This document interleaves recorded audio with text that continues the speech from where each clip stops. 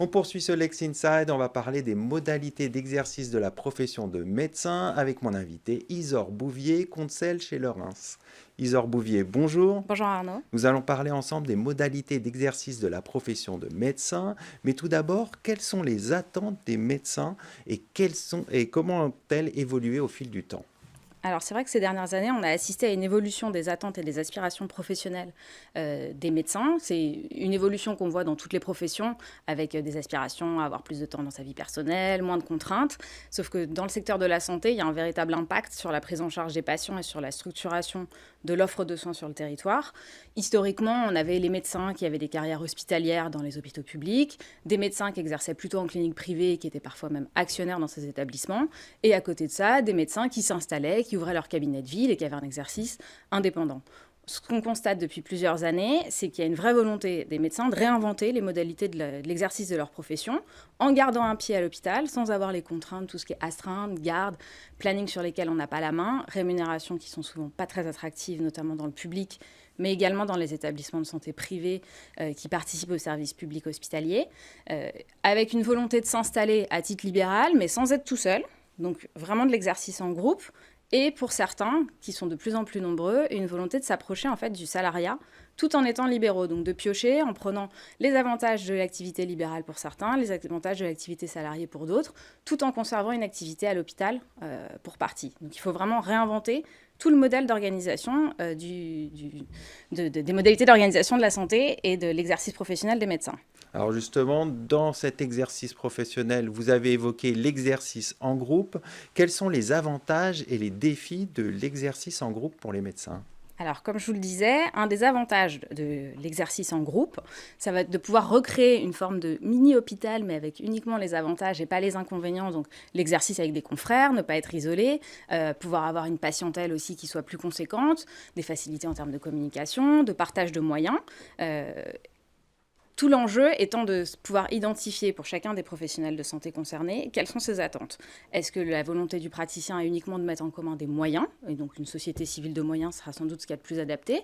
Est-ce que vous voulez mettre en commun vos honoraires pour partager le risque d'une certaine manière, avoir une forme de solidarité quand vous partez en vacances, quand vous êtes en congé maternité, avec une harmonisation des pratiques, ce qui est souvent nécessaire pour certaines professions, notamment si vous êtes radiologue, ça n'a pas de sens d'ouvrir un cabinet de radiologie tout seul.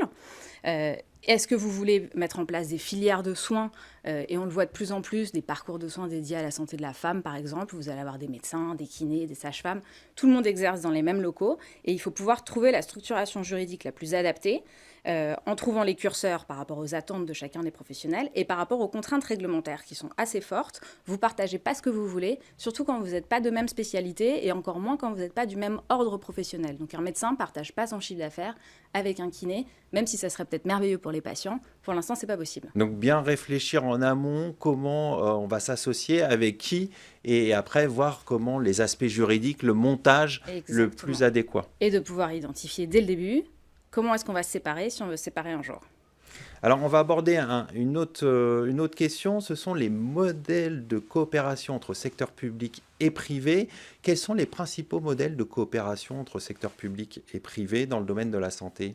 Alors, dans le domaine de la santé, le premier modèle auquel on peut penser et qui répond justement à des problématiques d'attractivité pour les hôpitaux publics, qui ont donc des professionnels qui sont des praticiens hospitaliers, c'est un statut qui a été réformé il y a quelques années avec une volonté du législateur de pouvoir assouplir la faculté pour ces praticiens d'avoir une activité libérale dans l'établissement et surtout en dehors de l'établissement, avec cette problématique d'attractivité, de se dire, bon, en termes de rémunération, on ne peut pas faire grand-chose de plus que la rémunération qui est prévue, vous êtes fonctionnaire, mais vous pouvez avoir un exercice libéral à côté, éventuellement même faire des dépassements d'honoraires.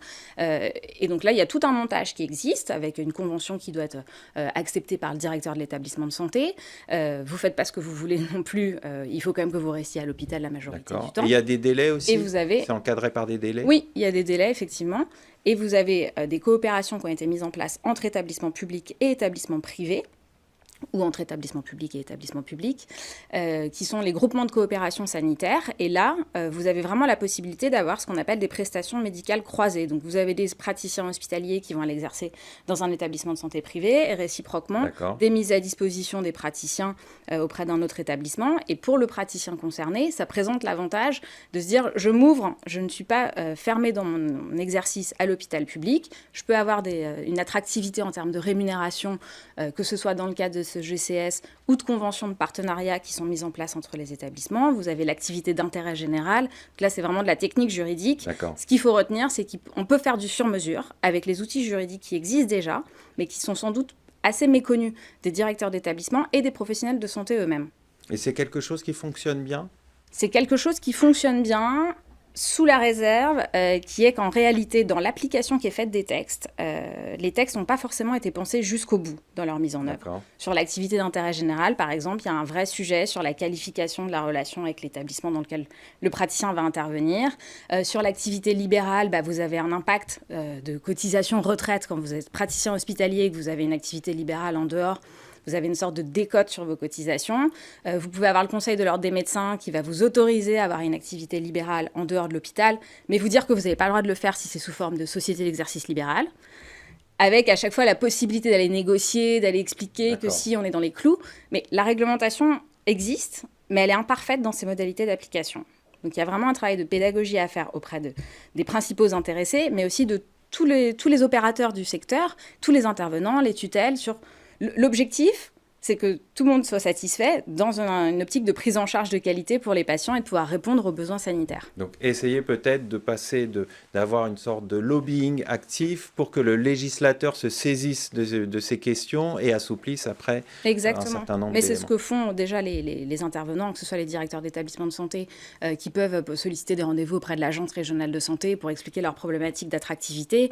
Comment est-ce qu'en restant dans les clous de la réglementation, notamment de la loi RIST qui est venue encadrer le recrutement des praticiens contractuels et leur rémunération, comment est-ce qu'on peut trouver des ajustements? Les praticiens, eux, ils peuvent prendre leur bâton de pèlerin et aller voir le conseil départemental de l'ordre des médecins pour expliquer la spécificité de leur situation et en quoi cet exercice mixte, donc de conserver une activité à l'hôpital tout en ayant une activité en qualité d'associé dans une structure d'exercice qui regroupe d'autres médecins, ça a du sens et c'est dans l'intérêt de la bonne prise en charge des patients sur le territoire. Ça, c'est des choses... Donc il y a déjà des leviers. Il y a déjà des leviers, mais dont... Il faut vraiment se saisir pour pouvoir les mettre en œuvre de manière plus efficiente. On va aller un peu plus loin. Donc, on a vu les avantages justement de l'exercice public-privé. Est-ce qu'il n'y a pas des nouveaux modèles à inventer pour le futur? Alors, comme je vous le disais, je pense qu'avec les outils juridiques déjà existants, il y a plein de choses à faire en les mettant véritablement en œuvre. Ensuite, si on devait inventer des nouveaux modèles, je pense qu'il faudrait se tourner vers un assouplissement des modalités d'exercice des médecins sous forme de salariat. Parce que pour l'instant, vous avez une réglementation qui est extrêmement contraignante, qui interdit à une société commerciale type SAS, n'importe quoi, mais qui n'est pas un établissement de santé ni un centre de santé, de salarier des médecins. Parce que vous avez un principe fondateur d'interdiction de partage des honoraires des médecins avec une société commerciale, et qui fait que ce principe, il est appliqué de manière tellement sévère qu'on ne peut pas structurer un cabinet de médecins en disant il y a un entrepreneur qui va avoir l'idée de créer cette structure, de salarier des médecins, sans pour autant dégrader la qualité de la prise en charge. C'est juste pas permis. Alors que ça répond à un besoin de prise en charge des patients et à des attentes de certains professionnels de santé. D'accord. Bon, on voit qu'il y a pas mal d'améliorations encore à avoir. Oui. On va conclure là-dessus. Merci Isaure Bouvier. Je rappelle que vous êtes consul au sein du cabinet Le Reims. Merci Arnaud. Tout de suite, on poursuit l'émission. On va parler du dispositif d'activité partielle longue durée, dit rebond APLDR.